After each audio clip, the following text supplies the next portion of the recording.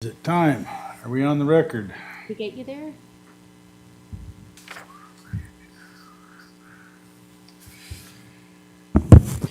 You are on the record. Well, good evening, everyone. I'd like to welcome you to tonight's public hearing.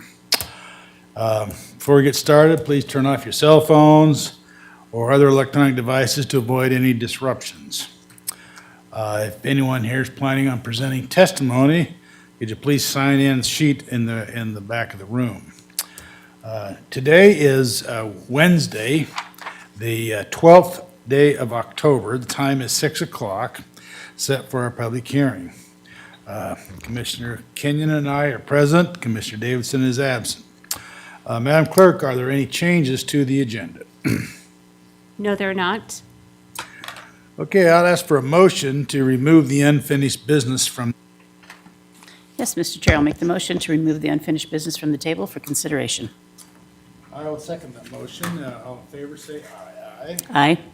Motion carries. So we are now removing the unfinished business from the table. Our first item up is, this was tabled from 9/14. It is application number 202-201717 VPR. Now, Leon, we had a public hearing. Did we keep it open? Chairman, yes, you did. You've not really presented the application yet, so. Oh, okay. So then then I'll open the public hearing on this application, application 202-201717 VPR. Public hearing is open. We'll first hear from Leon, our staff, and after which we will hear from the applicant. Go ahead. Yeah, thank you, Chairman, Commissioner. The item before you is a variance and private road application to allow a new private road to intersect an existing private road. The applicants are Charlotte and Justin Singleton. The subject property is a 40-acre parcel in the RP district located on the south side of Black Creeks Road in the southeast portion of Ada County. Surrounding properties consist of agricultural and rangeland uses with a single-family home located directly west. The private road is necessary to provide required frontage for the subject property, and that's pictured here. Access to this property and several to the south are provided via easements that were established in 1998 and some perhaps even earlier. As the private road will serve 4 or fewer properties, the proposal of 20 feet wide and paved with gravel only meets Ada County Code. So just to clarify, the property is buildable, and the intent of building on the property is for a new single-family home, as stated in the staff report provided to you. To make the property buildable, they need required frontage, and so that's what this application before you is trying to provide them. Regarding comments from agencies, our Community and Regional Planner, Brent Moore, responded that the project is compliant with the Ada County Comprehensive Plan. Central District Health has no objections to the project. They will obviously go through the process to establish septic on the property after this is approved and through the building permit process. Our building official has no objections. They will be required to have building permits to construct the new single-family home. Our Ada County engineer submitted comments with standard conditions of approval for the private road. And finally, the Idaho Department of Fish and Game also stated no objections to the project. In terms of public comments, 3 letters of support for the project were provided from neighboring property owners.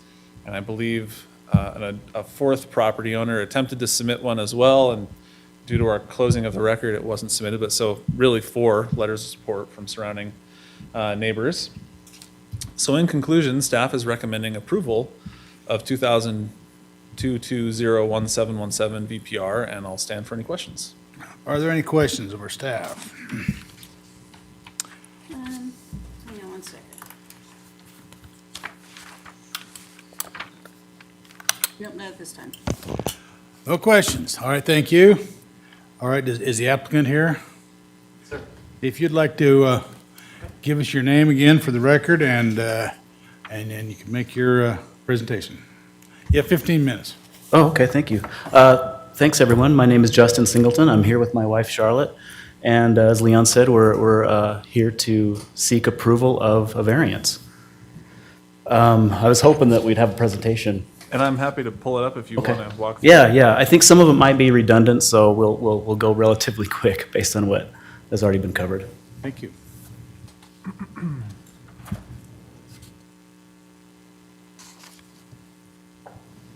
All right.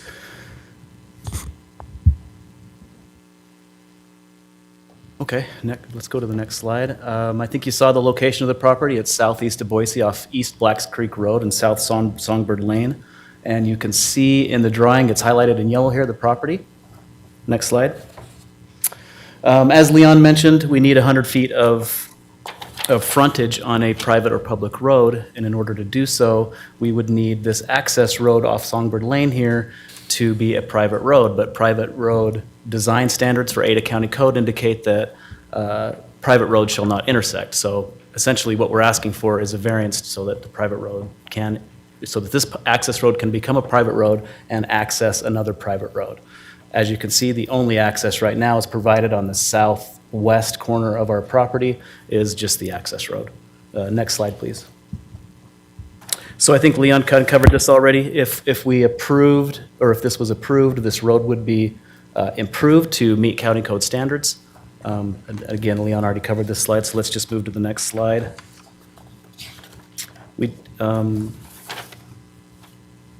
Sorry, that's okay. So the current road is only about 12 feet wide. If we improve the road to proper basin grading so that it could slough off stormwater much better, currently it's muddy, it holds water, so we would definitely be approving that to the county code standards. We'd also widen the road. It's very narrow right now, obviously presenting some dangers for the neighbors accessing the property. We would also add turnouts. We don't feel that this really grants a special privilege because we know that private road's already allowed. The access road already exists, and it's going to be utilized by all the neighboring properties. Next slide. So really, this is kind of what I wanted to cover more so that maybe wasn't captured too much in Leon's presentation, was that we did look at alternative solutions. There's an alternative solution, number one, which is acquire a bordering property that would give us access to either East Blacks Creek Road or South Songbird Lane. We spoke with the landowners, and that wasn't an option that they were willing to entertain. The second alternative solution, which is really the only alternative solution that we have right now, is extending Songbird Lane through the Montague property and then dead ending on the corner, the southwest corner of our property. And this, like I said, this is the only alternative that we have. Next slide, please. So looking at that, you can see in the top-down images, the upper left, the large image is a top-down, and what we'd have to navigate a very steep grade to extend Songbird Lane, so we would end up, adding additional switchbacks to try to lower the grade, which, would add some safety concerns. It would essentially, in the bottom right-hand corner of the picture, or right-hand corner picture, you can see that there's quite a significant slope there. You can kind of make it out. It's an angled overview accessing the corner of our property. Next slide. So there's obviously a lot of disadvantages we have with extending Songbird Lane. It'd be a confusing route. We would be going through switchbacks. We'd be going, additional distances and it'd be dangerous for emergency vehicles to follow. It would also cause undue hardship on property owners because we'd be taking up a significant amount of their property, and we would require a legal easement. The cost alone of extending Songbird Lane, because we'd have to deal with the steep slope, would be significantly more than just widening the current existing road. And very importantly, Songbird Lane extension would need to be maintained, but nobody would actually use that particular road because the access road that's already there would be really easy to access the corner of our property. So none of the landowners would actually use an extension, and it would be detrimental to It'd be more damage to plant and wildlife habitat if we extended that road. Thank you. Okay. Any questions? Yeah, Mr. Chair, so this really resolves the frontage and access for you that's required for a single-family home, and that's why you're doing this, is to build Yes, ma'am. a single-family home.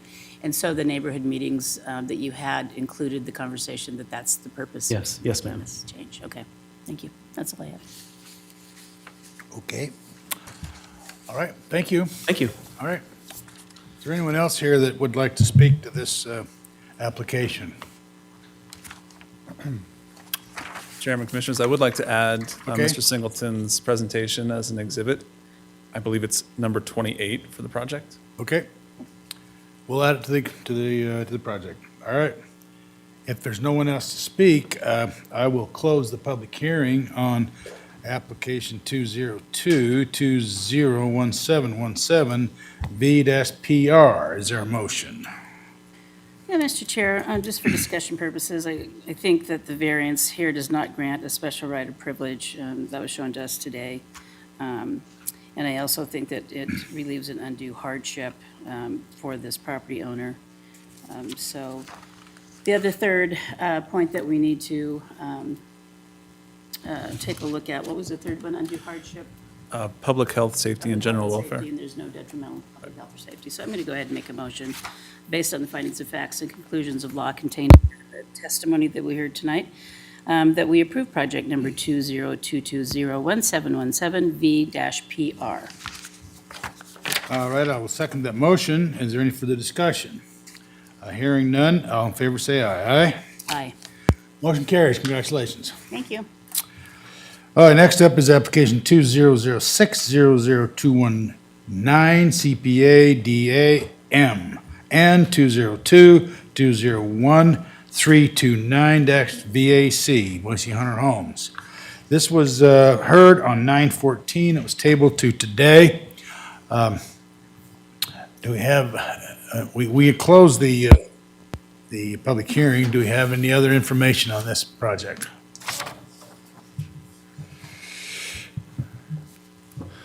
Thank you, Mr. Chair. This application, as you see in the letter before you, is requested to be tabled by the applicant. The applicant would like to table this to the next available meeting date, so we're looking at November 9th for that table. Okay, is there a motion? Did you open the public hearing? We had closed the Okay, public so we hearing. closed it? Yeah, Okay. it Yep. had already been closed. Yeah. Okay, I'll make the motion then to go ahead and move to table project 200600219-CPA-DA-M and 202201329-VAC to November 9th, 2022. Okay, I will correct it. The table has, the public hearing has been closed. It remains open. And so I will second that motion and we'll table until 11:09. Okay, is there any discussion?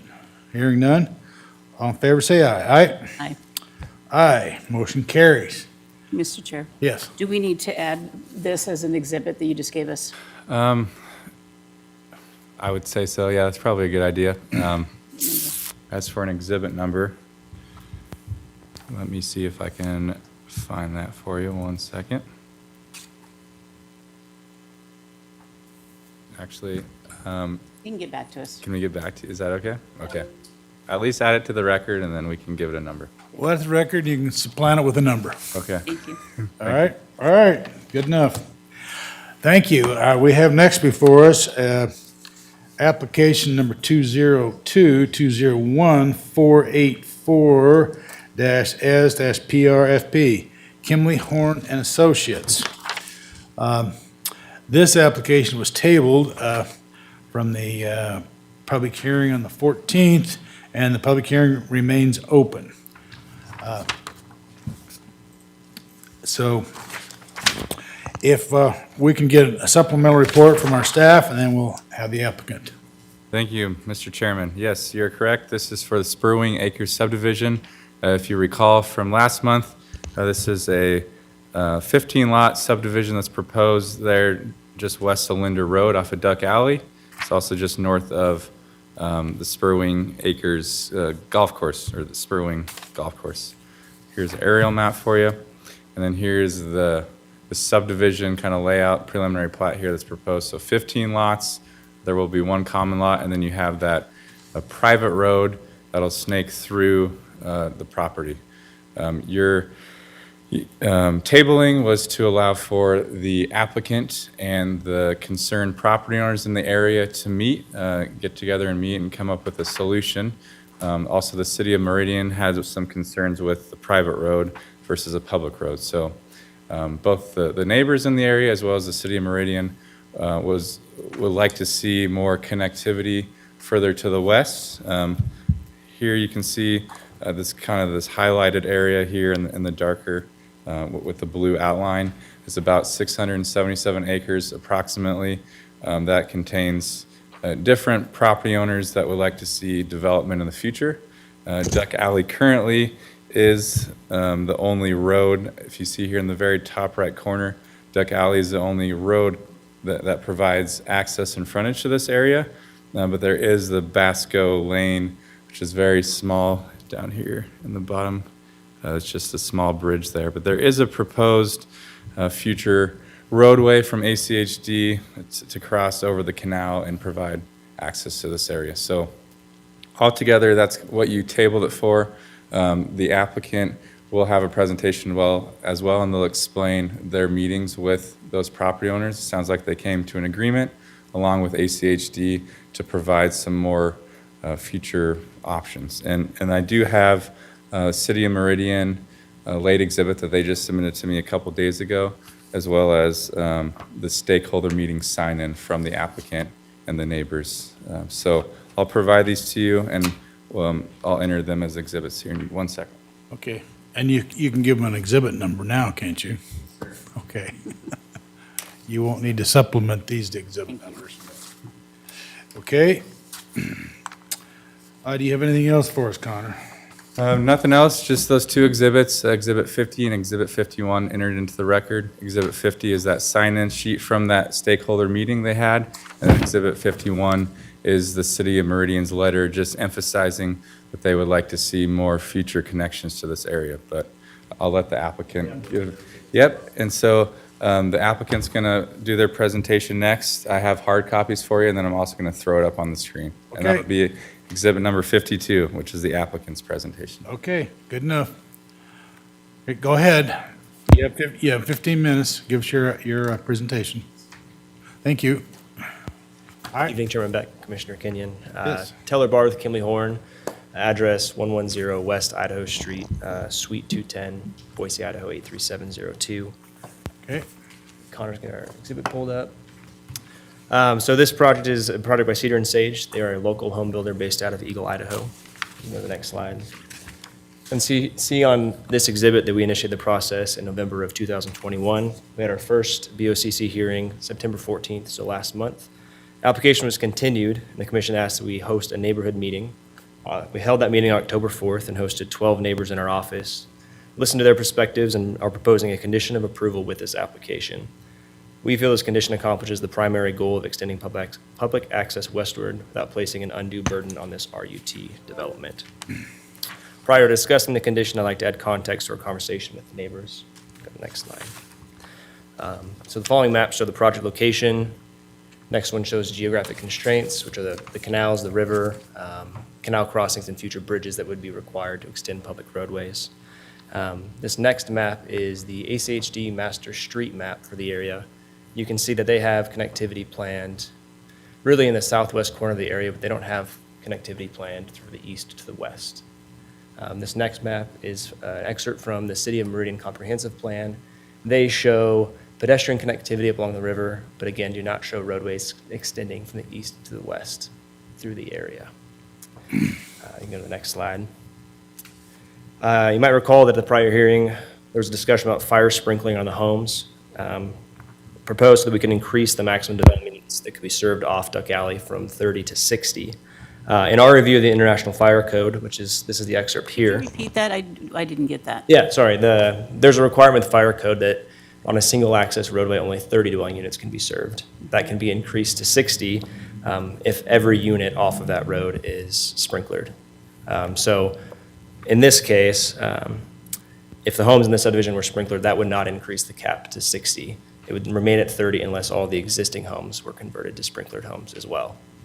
There was consensus at our meeting that the sprinkling of existing homes is not only costly, but it's an intensive process for existing homes. So that was kind of disregarded during the meeting. You can go to the next slide. Shown here is a map displaying potential regional connectivity in this area. Once Duck Alley Road connects to either Jaker Way, Black Hat Road, or Joplin Road, that development unit cap is removed. So So that'll be 2 points of access. So really those, as many development units as can be supported by those roadways could be developed at that time. So special attention here has been given to the placement of the road to ensure the cost burden of road improvements can be shared between property owners. And that's primarily the east-west extension of Duck Alley Road off of our northwest corner. Go to the next slide. This is our proposal. This is the Duck Alley Road, which is a public roadway from our northwest corner all the way to Linder. We are required by ASHD to improve Duck Alley Road to a minimum standard of 24 feet with 3-foot shoulders.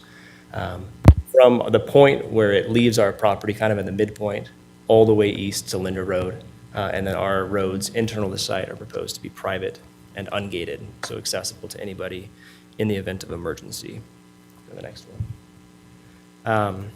So after a meeting with the neighbors and follow-up discussions with Caleb Hood at City of Meridian, the primary concern of westward connectivity can be eased if we can ensure that Duck Alley can be extended west in the future. So on our part, we request that the following condition be placed on the project. And that's that the development plan shall be modified to include a 25-foot right-of-way dedication for Duck Alley Road at the northwest corner of the subject parcel.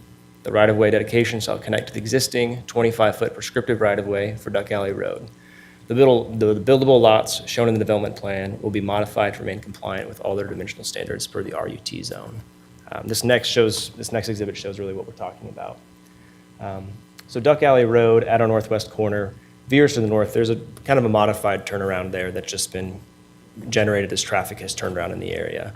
So what we propose to do is dedicate right-of-way there at the width that would be required for a half street from ACHD, so that as development happens or occurs to the west, that there's an opportunity for Duck Alley Road to be extended further west, providing that regional connectivity that is needed to support the developments and parks that Meridian has planned, and also so that the neighbors, as they develop, can continue Duck Alley West until it can be connected to one of those roads, Jaker, Black Hat, or Joplin. Go to the next slide. So with that, we request approval of the preliminary plat, private road, and floodplain application, and the addition of that condition, which has been provided to Connor as a late exhibit.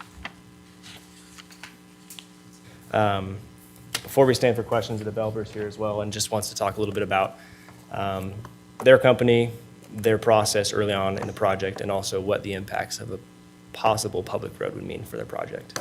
Thank you. Can you go back Yeah. to, Mr. Chair, I have a question. Go back a couple of slides to where it shows the private road and then the public. Okay, so what you're saying, you're proposing is that Duck Alley Road become public, and then your road going into your 15 home subdivision is a private road.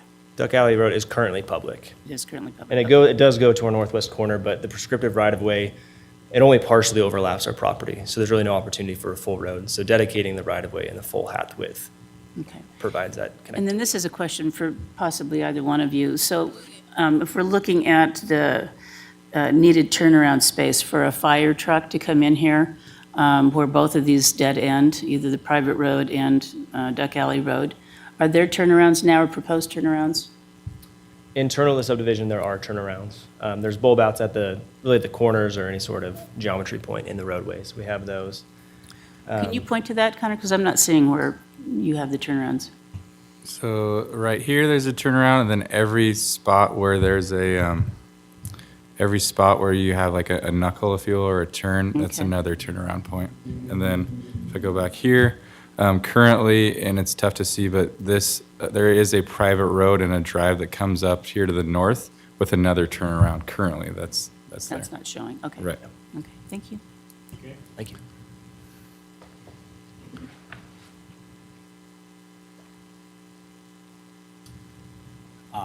Thank you for your time this evening. My name is Dave Gintz. I'm the owner of Cedar and Sage Homes, resident of Eagle, Idaho.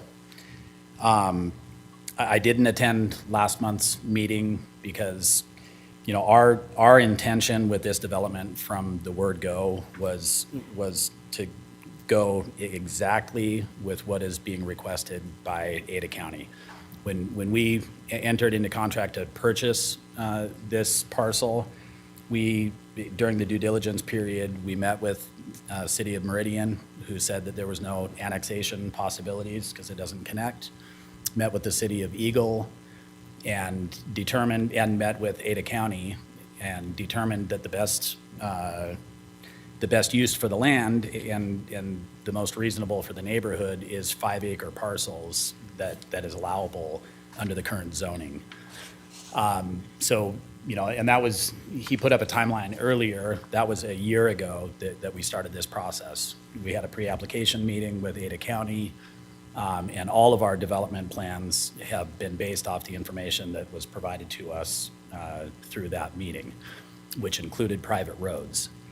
I want to speak to the financial hardship that is potential from moving from private to public roads. The biggest issue is private roads are part of each parcel to the center line. So the 5-acre parcels include that private road. If that road became public, number one, we would lose a full lot, which in today's market, tough to say, but it's probably north of $1 million. And it would set us back probably a year.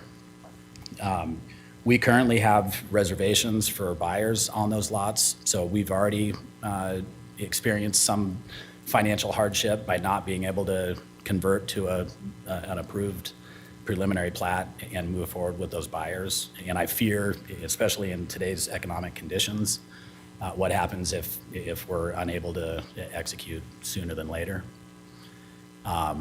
So just appreciate taking our financial hardship into consideration in this matter. Okay, Okay? thank you. Any questions? Wait a minute. I have a couple of questions.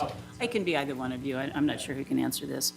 So just a couple of things that I wanted to circle back on is the city of Meridian, they're required that you have 30-foot wide easements throughout the property for future sewer and water main. Yes. Yeah, and we are accommodating that. You're accommodating I think the that. request specifically was from our western boundary to our eastern boundary. So it's not in every street, but it does go from our western boundary to our eastern boundary. Okay. And did they give you an estimated time when they'll have the main lines in there? I did not get any timeline, just that they anticipate in the future to annex the property, but they're a few properties away, so it's going to require private development to get them there.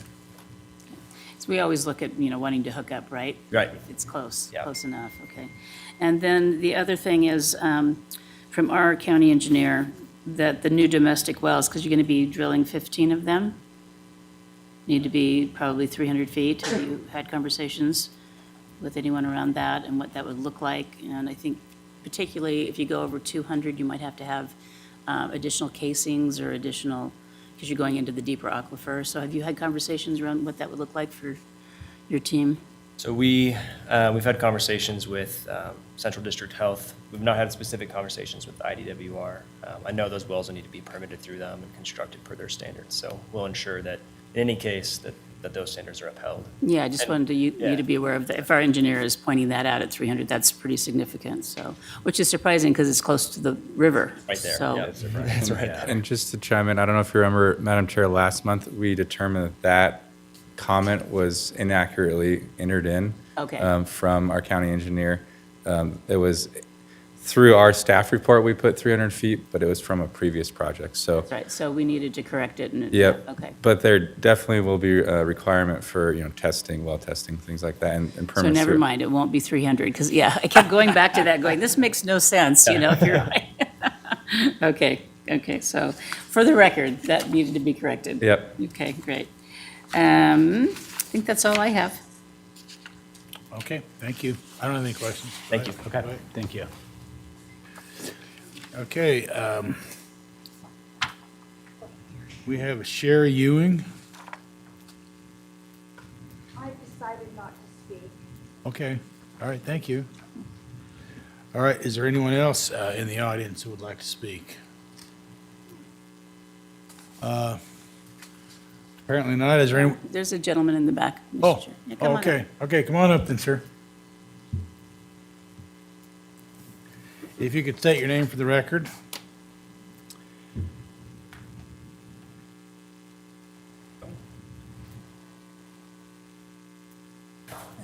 My name is Pat Teely. Teely's Land Surveying, address in 12594 Explorer in Boise.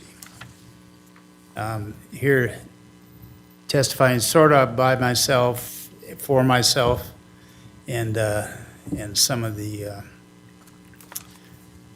landowners around there. Mr. Chair, I just, for the record, you can only provide testimony for yourself. You can't testify on other people's behalf unless they're here and they give you permission. They are here and they gave me permission. You give them permission? Okay, all right, because, yeah, we just want to make sure. Okay, well, Thank you. as long as we have them raising their hands back there and pointing to you, I guess we'll, Yeah. you're getting permission. At least for the ones that are in the room. Yeah, Okay. so go ahead. Thank you. I want to thank the Kimley Horn and their response to us there. It was great to see the cooperation finally down there. This road network down there has never been addressed before because it was, you know, there's Linder Road, Black Cat, there's almost 1,000 acres. The city of Meridian has been planning a regional park down there for years and years with the cooperation of the people just on the west boundary of the Anderson parcel. I don't know if We saw that last time. okay. And the only way to get there from Linder is public road. At the time, the connection at the northwest corner of the development wasn't on the board. They didn't offer that as a solution for reasons that we didn't know at the time. So that's why we wanted the public roads through the development to at least provide public access, not only to the park, but to be able to get out of there for the emergency vehicles and such, that it wasn't all private. So again, thank you very much. And if we somehow get in the conditions that end up here in a couple weeks approved, I understand you can't make them now, but guarantee as much as you can that connection at the northwest corner of their property. That is the people to the north of the Anderson parcel are willing to dedicate their 25 feet. And then when the 30-acre parcel there to the west of this development develops, we assume, and would like some assurance that that 25 feet will happen, either through a condition, maybe you can do a development agreement where you work with the city of Meridian to assure that that happens.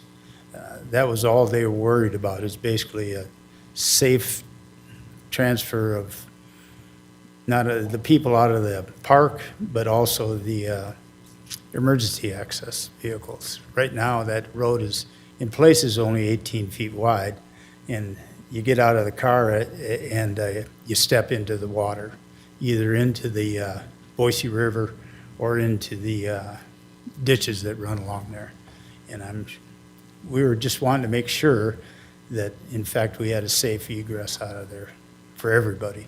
If something happened on one of those connections or one of those turnarounds, an accident, can you finish?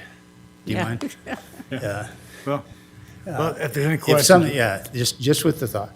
If something happens at one of those turnarounds, the intersections, whatever, everybody to the west can't get out of there, and everybody to the east can't get in there.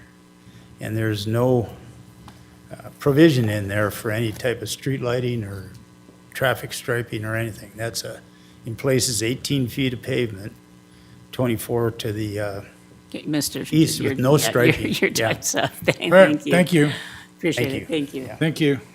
I just want to note for the record that we can't place conditions of approval upon applications or properties that have not come before this board, so we can only place conditions of approval on what's being heard here tonight on this project. Yes. Oh, I thought that was pretty standard. Yes, thank you. Are there any other questions or anything you'd like to testify, sir? Yes, sir, please. Okay, if you could give us your name for the record. Tuck Ewing, representing Alltech Holdings LLC. 1500 North El Dorado, Boise. We are actually the property to the west that the conversation has been talked about quite a bit with the park. Just wanted to state that we are in agreement and certainly support this development and do appreciate the developers and their hired people, the engineers, for working with us and sitting down and meeting with us. So we do appreciate that. We do concur with, them setting aside that right of way that could in the future accommodate that western connectivity. I guess I just have one question for the developer, and maybe he can answer it or his representatives when he comes back up. But there was a little bit of confusion in regards to the Duck Alley improvement. Certainly with the ACHD staff report that is in front of you tonight, which I have reviewed, the requirements stand as that they would improve Duck Alley to a 24-foot wide where it's deficient of that 24-foot wide roadway with 4-foot shoulders, I will call it, or borrow pits, whatever, shelves. I would just like some confirmation that will still occur to basically the middle of their property at the point where it does leave their property. Right there where that little section is out, which I think is what's shown on their proposal. And just want to make sure that and clarify that that is still the goal, and that's what's approved. And if any modifications to that does happen, and I don't know how that process works exactly with Ada County Highway District, but that there's some input, or it doesn't just happen and we don't know why or when or how. So, but again, we are in support of the new proposal and do appreciate this development working with us and sitting down and taking the time to talk it through. So with that, All I'll right. stand for any questions. I don't have any questions. Oh, and probably in the rebuttal, they'll be able to address that. Thank you. If not, our staff can. Okay, thank you. Are there anyone else that wishes to testify on this application? Okay, come on up, sir.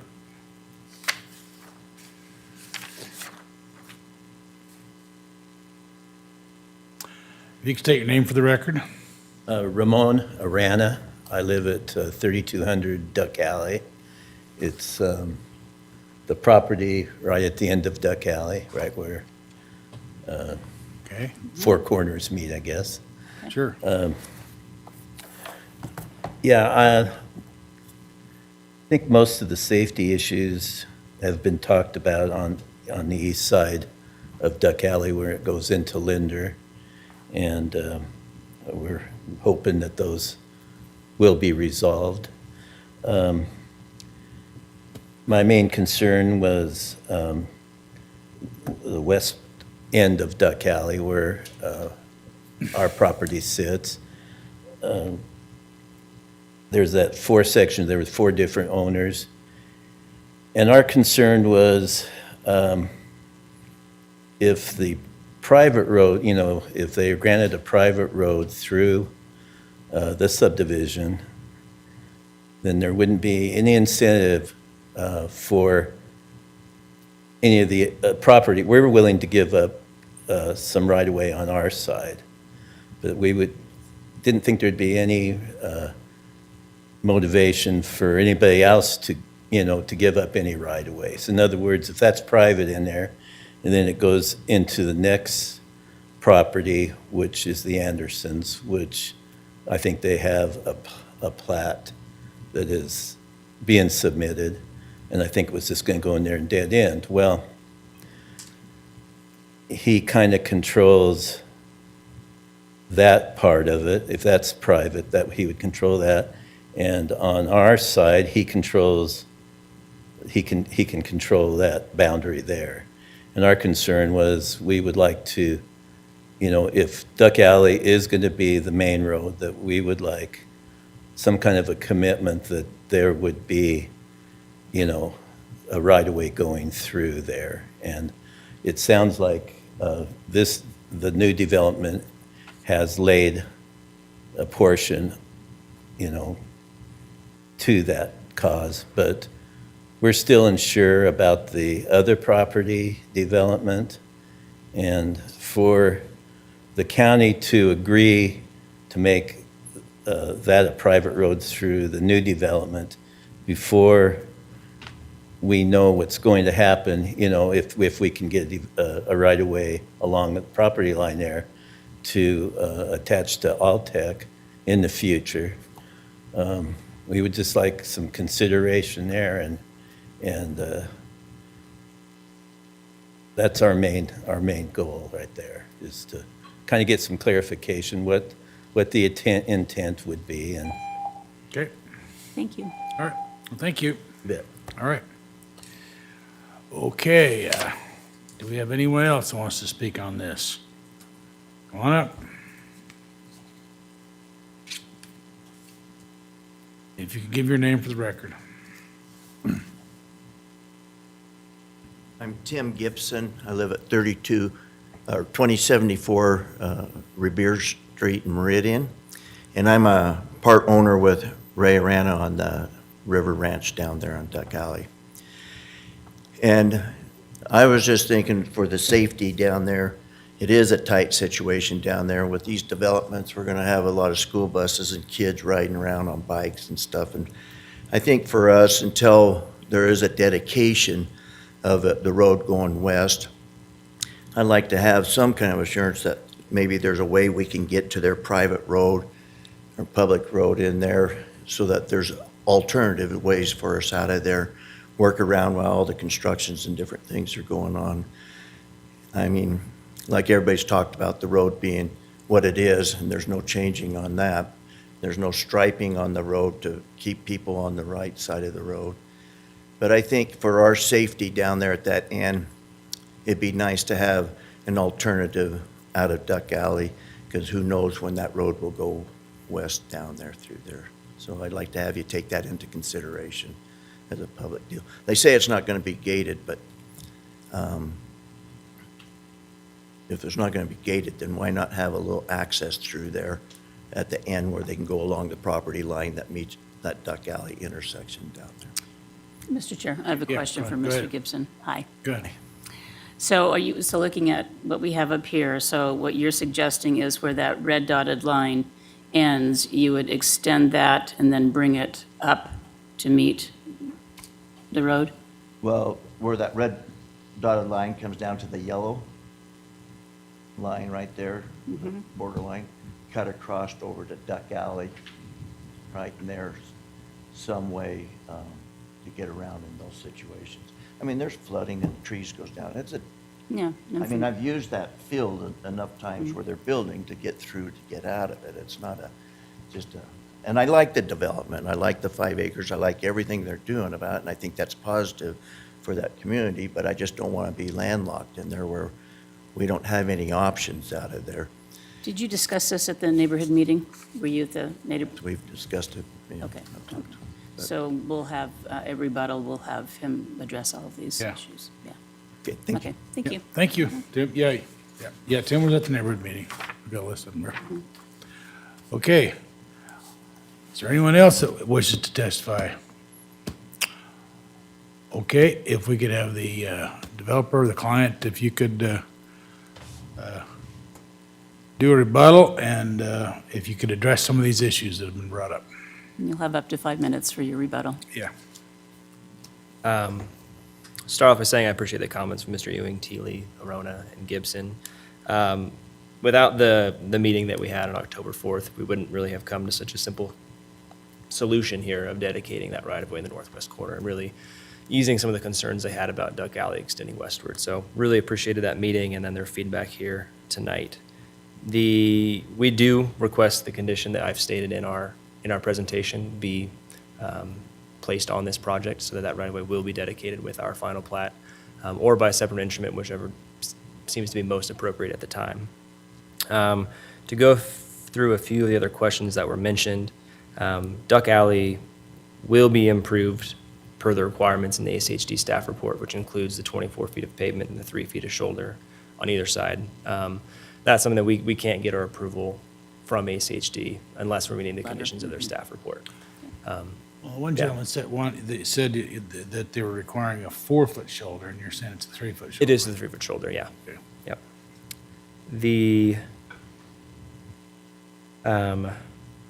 I would want to just express that we had a conversation with Connor about gating the community. And he said that would not be allowed, and it was also, I believe we included Joe with Meridian Fire, and he said they would not be supportive of a gate as well. To Mr. Gibson's point about providing a stub, or really a connection between Duck Alley and our private road. Our concern there is that we'd have a private road to a private road intersection, which would be a variance request with the county, which is something that we've not contemplated with our application so far. So I think our concern there is it would work with our development, but anything to the west would not be able to connect to our private road without going through a variance process to make that happen. So I think that places a future burden on those projects. And the distance that would be, I guess, the portion of Duck Alley that you could bypass with our internal streets, I think is, it's a small portion when you take into consideration the total length of Duck Alley Road from Linder to our northwest corner. I think an alternative that we could look at there would be just an easement for emergency access, not something that's really maintained as a private road or to county section, but just something that, in the case of emergencies, if that portion of Duck Alley Road between our proposed access to Duck Alley Road and our northwest corner were to be inaccessible, that neighbors could pass through there. I think that it does place a burden on that lot there. That's I believe that's lot 10 in our northwest corner. So there would be a burden there. We do have a 25-foot setback, so it shouldn't fit there, but it would just be an area of their property that they could not landscape or maintain, just kind of a no man's land that would probably, except for very extreme circumstances, not be used. I think that's all that I wanted to say in response to some of the neighbors' comments, but I could stand for any additional questions. Mr. Chair. Yeah, go ahead. So that's an interesting idea, the easement for emergency access only. What would that look like in terms of size of that lot that would need to be kept unlandscaped? So in that portion right there, it would be, I've seen emergency access easements as little as 20 feet, just something that's accessible. It would not be needed for fire because we have our fire turnarounds and the development as is approvable by fire. But it's something that's there that could be used. I think, 20 feet would be something that would make sense there. Thank you. Yeah. Okay. Any other questions? I don't. Okay, thank you. Thank you. Thank you. So, I believe now I will close the public hearing unless there's other testimony that needs to be presented. So, hold on a second here. Did we have any other additional exhibits for this one? Nope, we've entered them all, and the applicant's presentation was 52, which includes the handout there I gave you. Okay, thank you. So we don't have any other exhibits or anything needs to be added to the record? No. And we have no one else wish to testify, and we've had a rebuttal, so having said that, I will close the public hearing on application 202-201-484-S-PRFP, and that public hearing is closed. And do we have a motion? Well, usually we deliberate before. Let's deliberate then. So I just wanted to say I really appreciate the neighbors and the developer coming together. I can't tell you how refreshing that is. But when we found out that many of you had the same ideas of potentially developing, it just made sense if we could kind of have all of you take a look at this more holistically than just one development at a time. So I appreciate you doing that. And I think what the neighbors and the developer have agreed to makes a lot of sense in the condition of approval with the language that was presented for us to take a look at tonight. So I don't have any problems with that. I am looking at staff or potentially legal on if we decided to add a condition of approval to add an easement for emergency access. I would hesitate to say whether that needed to be 18 or 20 feet or 22 feet. I just don't know that much about it. But I am familiar with this area, and there is flooding, and trees go down, and the road is really narrow. So in the interim, at least I would like to see if we can add a condition of approval that makes sense. And again, just for emergency access only. So I would be making a motion that we would add those two conditions of approval, but that we would table it for revised findings of facts. So if you're ready, I'll go ahead and make that motion. Well, I'd like to also suggest that it's refreshing to have neighbors work together and not come in here throwing stones at each other. And so I appreciate that. I appreciate you working together and coming up with an amicable solution to everyone's issues. And I think we've pretty much resolved that, have we not? Give me a nod if we have. Looks like we have. Okay, so I think we can accept a motion. Mr. Chair, I move to table project 2022-01484-S-FP-PR to add two conditions of approval. One condition is the development plan shall be modified to include a 25-foot right-of-way dedication for Duck Alley Road at the northwest corner of the subject parcel. The right-of-way dedication shall connect to the existing 25-foot prescriptive right-of-way for Duck Alley Road. The buildable lot shown in the development plan will also be modified to remain compliant with all other dimensional standards per the RUT zone. The second condition of approval that I'm suggesting we add is that we establish an easement for emergency access only. And that would be further research by our staff to make sure that we add the adequate width to that road. Okay, and the That's it. tabling date? Table date? Chairman, Commissioners, how about the November 1st open business meeting? Oh, perfect. Okay, November 1st, open business meeting 2022. And for those that don't know what that is, that's 9 o'clock in the morning. Okay, I'll second that motion. Do we have any further discussion? Nope. Hearing none, all in favor say aye. Aye? Aye. Motion carries. Thank you. Appreciate it. Appreciate it. Congratulations. Okay. Next up, we have two new business items. We'll take up, I'll open the public hearing on application 202-200-364-V-PBA, Saxon Popple. I'll ask staff to give us a report first. Go ahead. Thank you, Chairman Beck. 1 second here while I get this pulled up.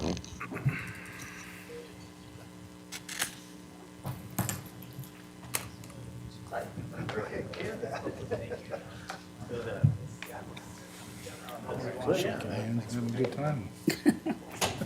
Should send them all back more often. Yeah. Okay.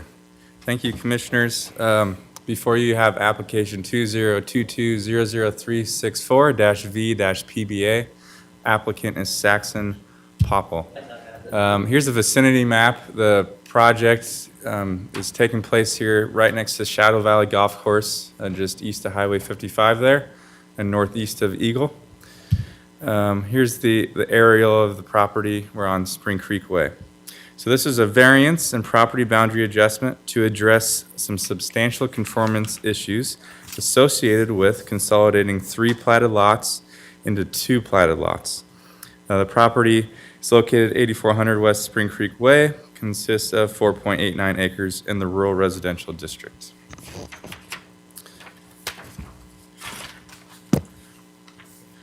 So the applicant proposes to adjust the property boundary lines between lots 3, 4, and 5, as you see on your screen here, of Spring Creek Estates number 2 subdivision. So currently lots 3 and 4, it's the pink and the green there, sit vacant, while lot 5 contains a single-family residence.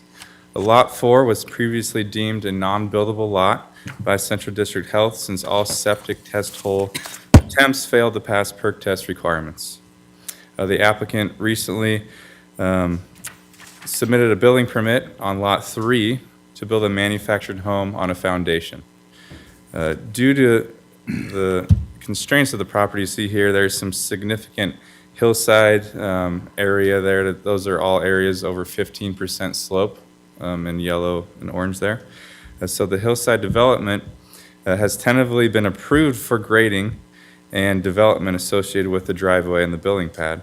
But as site improvements have begun and further calculations have taken place based on that development, it was determined that either the proposed manufactured home will need to encroach into the side yard setback or the property boundary lines will need to be adjusted.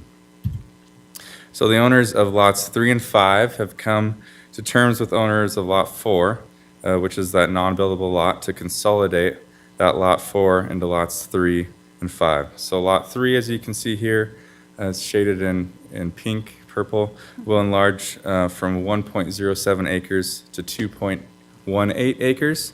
And then lot 5 in the orange there will enlarge from 1.75 acres to 2.81 acres.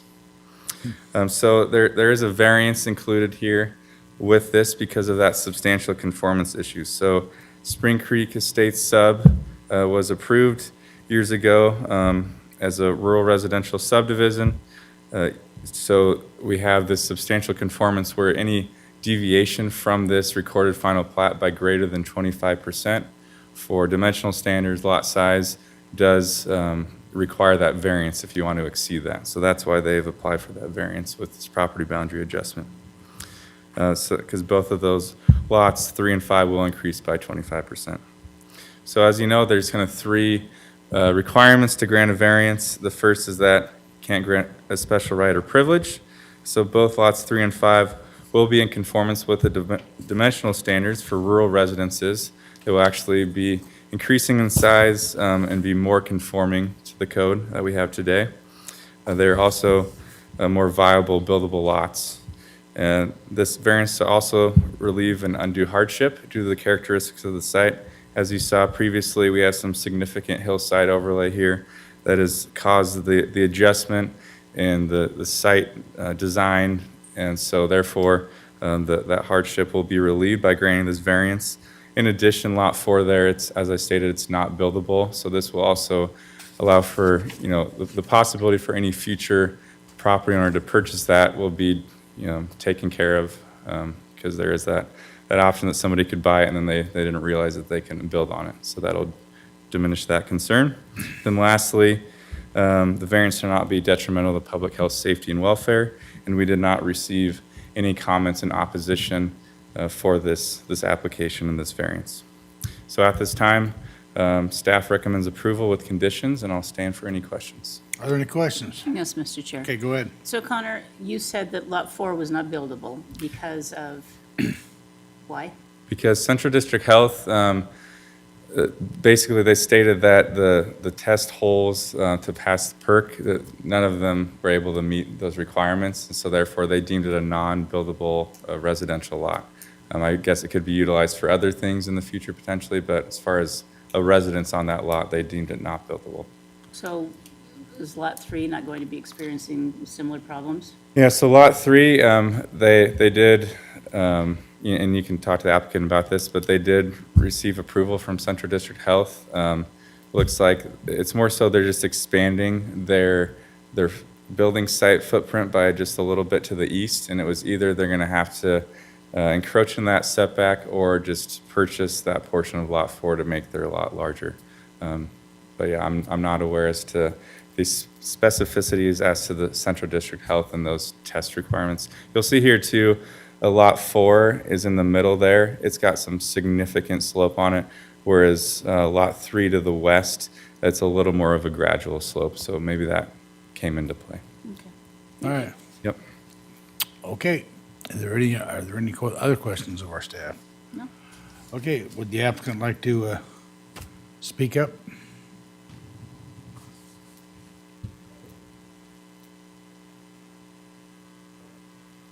Good evening. Good evening. I'm Derek Popple. I'm the owner of Lot 3 and Lot 4 now. And I'm And- Saxon Popple. So what questions do you have? We would like to move our house that we're having built 30 feet to the east, which puts it on the property line, the existing property line. And it saves us a lot of money having built retaining walls and all that kind of stuff and keeping off our proposed septic tank. And at the same time, Jerry Troy back there, he's going to purchase the other portion to the east of us that we're splitting the lot with. And that solves one of his problems. You see on the map in the yellow, there's a protruding area that comes out into the property. That's been a dispute since 1970 something when he originally built his house, so this solves that problem also. Okay? Sounds like it resolves a lot of issues. It resolves a lot of issues, yes, sir. And allows us to use a piece of land that will probably never be able to use for anything else. Because it's zoned residential and because it can't have a residence on it, nothing can be built on it unless it is attached to a property that can be built on it. Well, that makes sense. Yep, thank you. Okay, well, thank you, thank you. Sounds like you guys Thank got you for your creative. consideration. I appreciate your creativity. Are there any other questions for the applicant? No. Okay. All right, is there anyone else here that would like to speak to this issue? Hearing none, I will close the public hearing on application 202-200364V-PBA.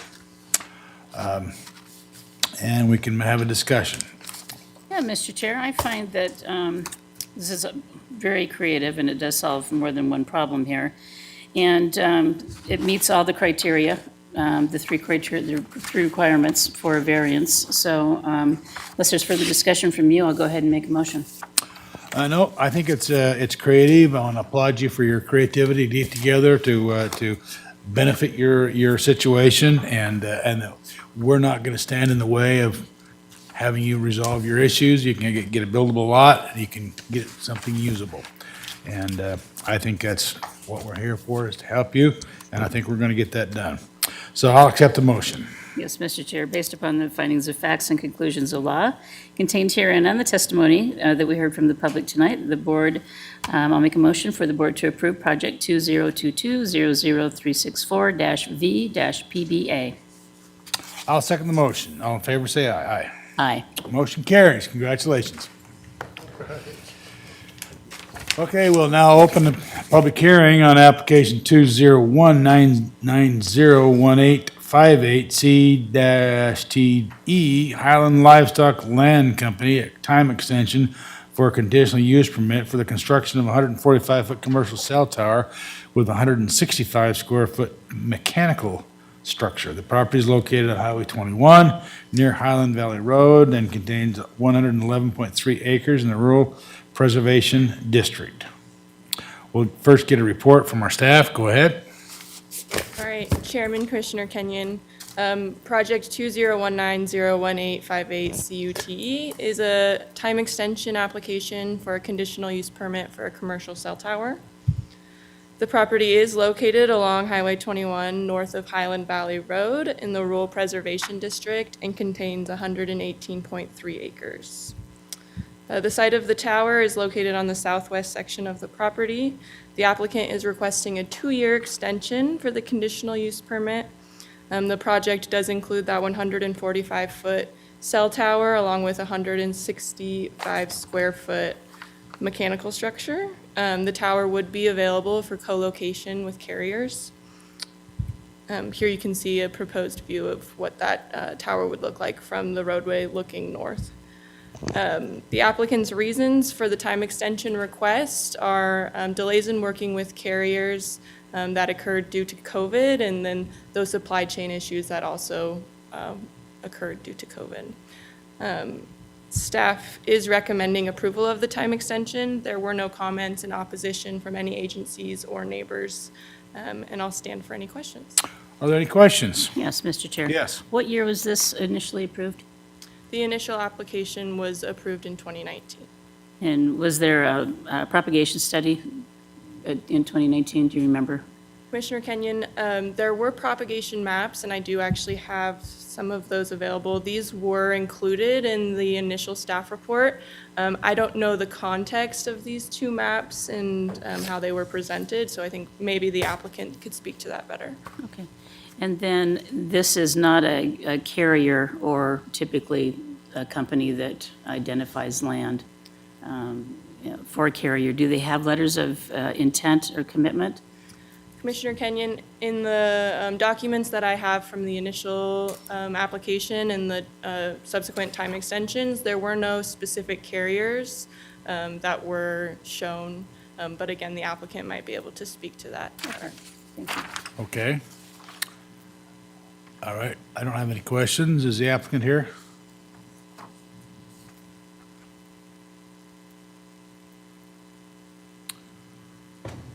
You're Dave Little from Emmett?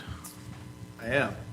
I knew a Dave Little, a little older than you. Yeah, and being my grandpa. So. Oh, I know him. Dave Little, 3111 Sand Hollow Road, Emmett. And this is Dylan. Hi, Dylan. Hi, Dylan. So, yeah, I can give a little thank you, staff, for all the help on this. I can give the little color to some of your questions. Yeah, I don't know if you probably remember a few years ago, there was an article in the paper about coverage in this area being non-existent. Like at that time, there was a proposal for 5 towers, starting at Lucky Peak. Once you hit kind of the bridge past Micron, you hit Lucky Peak, service typically runs out through Roby Creek and all the way to Idaho City. We worked with some RF engineers, some of those maps staff put up to come up with prop maps that worked for this area. There was a tower constructed, which we showed on that prop map, kind of just a couple miles down from Hilltop. So we worked with RF engineers. Tree Farm was built, and Hilltop is designed to work with Tree Farm. So that's some of the background on these maps, which were from a couple years ago.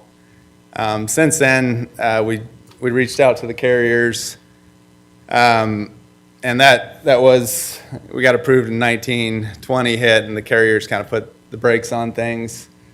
Tree Farm was already going. T-Mobile went up on that first. We've reached out to AT&T, Verizon, T-Mobile. At that time, they kind of cut back some of their projects. We, in January of this year, a lot of these carriers work with third parties to come up with search rings. I think that was one of your questions. In January and February this year, they did send us a search ring, which we're right in the middle of for AT&T, which, T-Mobile obviously wants to fill their coverage gaps too. So we've been working with AT&T. That's when we did the foundation design this year. That was in February. Obviously, in the end of February, oil and steel spiked, and so a lot of these carriers, they're scheduling out projects a year in advance, based on their budget. As steel, oil changes price, that does cut back what they can do in a year. We're asking for a 2-year extension, so we can complete a contract with one of the carriers. We know we're in the AT&T search ring. The location of it, we thought was the best in this corridor. We own 118 acres. There's no neighbors close to us. We own both sides of the road. If you move up the road a little further toward Hilltop, there are buildings there, so you're going to have conflicts. And so that's obviously where we came up. We picked the locations after talking to RF engineers and based on the other towers that were getting going in the area. So was there another question? Yeah, I have a question. Yeah, go ahead. Mr. Chair. Why do you want a cell tower on your property?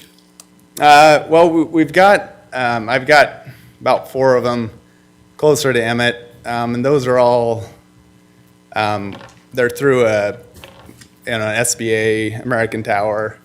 They're through a third party. So we're familiar with them from that. Obviously, the monthly rent revenue is, we've owned this piece of ground for 115 years.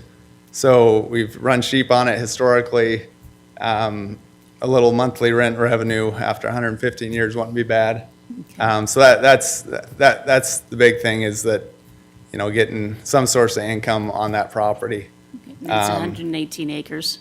118 acres. Okay. And Yeah. where is this proposal for the cell tower in the 118 acres? Is it on the borders, or is it in the middle? Yeah, there you go. It's it's part way up. So Highland Valley Road is on the south, and you can see, so it's part way up. The location was picked from, the RF engineers are figure out prop maps, which sounds like you're familiar with.